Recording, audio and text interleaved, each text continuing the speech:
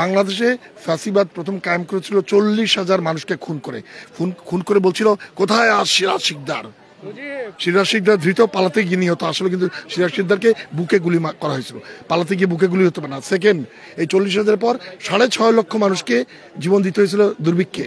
3 নম্বর হচ্ছে উনার ভাষা ছিল এরকম, এই রেসকোর্স ময়দানে উনি ভাষণ দিচ্ছিলেন ছাত্রলীগের সবাই 23 জুলাই উনি বলছিলেন যে এই যে আমি জাতির পিতা হইয়া খাইছি, নাইলে আস্তিন গোটাতে গোটাতে পত্রিকা আস্তিন গোটাতে গোটাতে নাইলে হাঙ্কি বাঙ্কি ঠান্ডা করে দিতাম। আমার খুব ভালোই জানা আছে, এইটা আমার কথা নয়, এইটি হচ্ছে শেখ মুজিবের কথা। যারা সমর্থন করছেন না তারা আত্মঘাতী কাজ করছেন এবং তাদের অন্তরের মধ্যে 2000 ছাত্রের সাধারণ মানুষের হত্যাকাণ্ড তাদের বুকে কোনো রকম ব্যথা দেয় না। তারা বুঝতে পারেন না বিডিআর এর 57 জন অফিসার সারা পৃথিবীতে কোনোদিন একদিন যুদ্ধে সকল দেশের মিলে 57 জন অফিসারকে মারা হয় নাই, মারা হয়েছে। আচ্ছা, কয়েক হাজার যে গরু জবাই করা হয়েছিল হেফাজত হত্যা নামে, সেটা আমরা ভুলে যাই নাই। মোদির আগমন উপলক্ষে যে 17 জনকে মেরে ফেলা হয়েছিল আলিম, আমরা কিন্তু ভুলে যাই নাই। আমরা কিন্তু আয়নাঘরের কিছু ভুলে যাই নাই।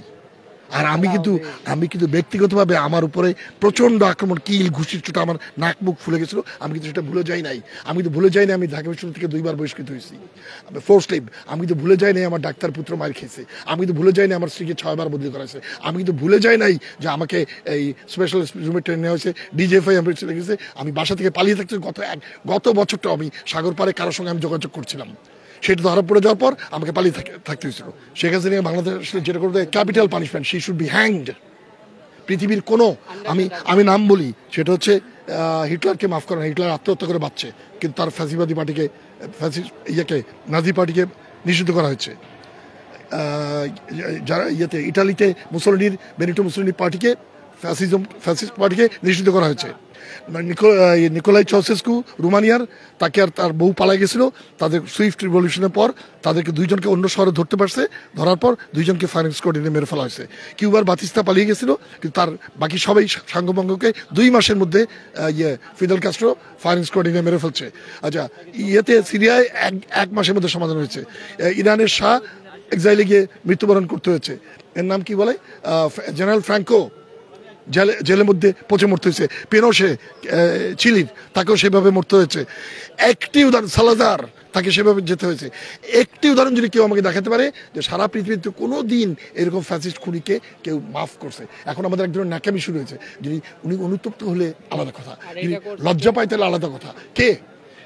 কে সেই জানোয়ার? রাজনৈতিক জানোয়াররা। আমার একটা বইয়ের নাম হচ্ছে from we the people to we the politicians to we the people. আমাদেরকে রাজনীতিবিদদের খপ্পরে বাইরে যেতে হবে। আমাদের জন্য তাদের এজেন্ডা হচ্ছে 3 নম্বরের বাইরে। প্রথম হচ্ছে আমরা নির্বাচিত হই, ক্ষমতায় যাব। দ্বিতীয়, আমরা আবার নির্বাচিত হবো। তৃতীয়, যদি দূরে কোনো জায়গায় থেকে আছে ছিটাফোটা কিছু করতে পারি তো করবো, আদারওয়াইজ নট। সুতরাং রাজনীতিবিদদের হাত থেকে ক্ষমতাকে এখন জনগণের কাছে নিতে হবে। একদিনের গণতন্ত্র চাই না, 365 দিনের রেফারেন্ডাম চাই। It's daily referendum. প্রত্যেক দিন আমাদের কাছে জিজ্ঞেস করতে হবে ইন্ডিয়ার সঙ্গে চুক্তি করবো কিনা, পানি দিচ্ছে কিনা, ফেনী নদীর ব্রিজ ভেঙে ফেলবো কিনা, এভরিথিং জনগণ কিছু করবে গণভোটের মাধ্যমে। গণভোট, রিকল, তারপর হচ্ছে প্লেবিসাইট, রেফারেন্ডাম, তারপর হচ্ছে কি বলে পাবলিক হিয়ারিং, বোথ ভলান্টারি ও non voluntary, public question, public scrutiny, public participation, public inclusion, সব কিছুর মধ্যে দিয়ে হতে হবে। এই রাষ্ট্রটা রাজনীতিবিদ বা কারো বাপের না।